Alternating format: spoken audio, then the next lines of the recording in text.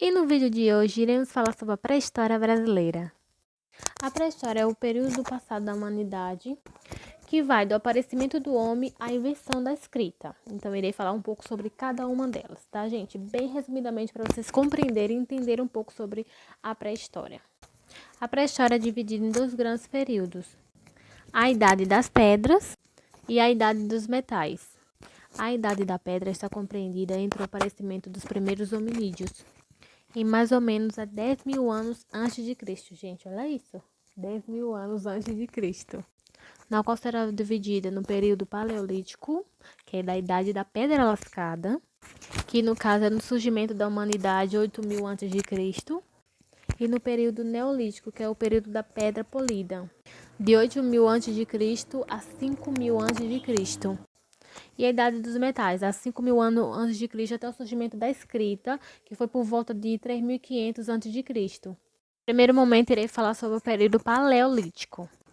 Nessa época, os homens viviam em bandos, e ajudavam uns aos outros na obtenção de alimentos, a caça, na pesca e na coleta de frutos, de raízes, o que os obrigava a viver numa vida nômade. E para quem não sabe o que é nômade, nômade são pessoas que ficam se mudando de um lugar para o outro, ou seja, não tem um lugar fixo para morar. Devido à baixa temperatura, esses grupos de hominídeos se abrigavam em cavernas para se proteger da chuva, do frio. E assim eles viviam, numa vida nômade, pulando de caverna para caverna. Fora que também eles construíam casas com galhos de árvores. Ele vivia sempre em locais que tinha rios, lagos por perto, até, para se alimentar. Os instrumentos utilizados a princípio eram o osso e a madeira. Depois veio lascas de pedra e marfim. Eles fabricavam facas e outros instrumentos pontiagudos.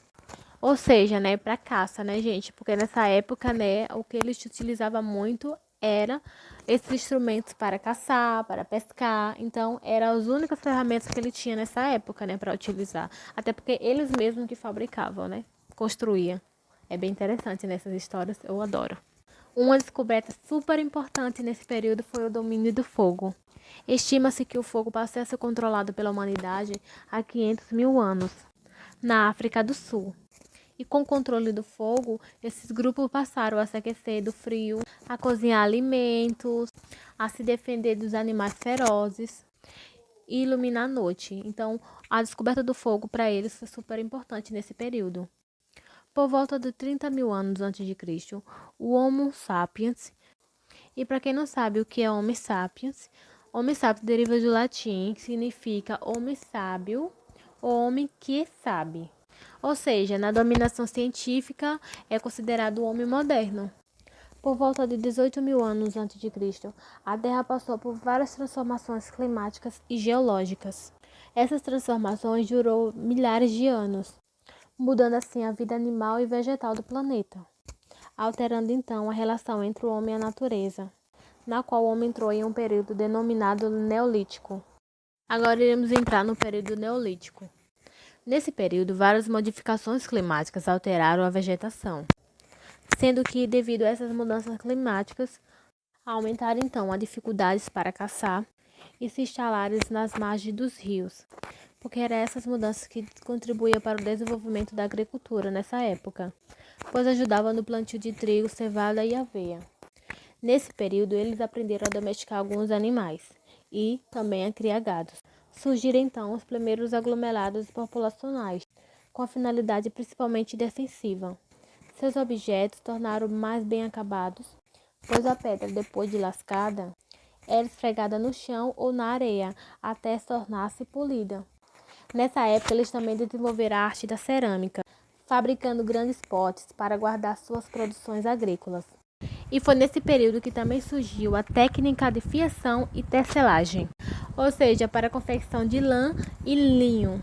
Mas olhando bem, essas técnicas de lã surgiram numa boa hora, viu? Porque foi basicamente uma substituição, dos trajes de animais que eles utilizavam naquela época, Porque para quem não sabe, gente, eles caçavam, mas a pele do animal, aquela parte que tem o fofinho, eles utilizavam como vestimenta naquela época, Até porque não existia roupa, Apareceram os primeiros trabalhos em metais pouco duros, como o cobre e o ouro.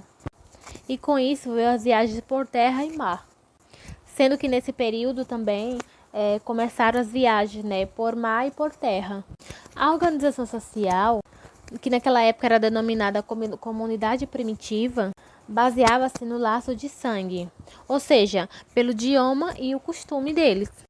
Contudo, a fase final do período neolítico foi caracterizada pela desintegração do sistema de comunidade primitivas, ou seja, as origens da sociedade eram organizadas em estados e, portanto, era dividida em diferentes camadas sociais.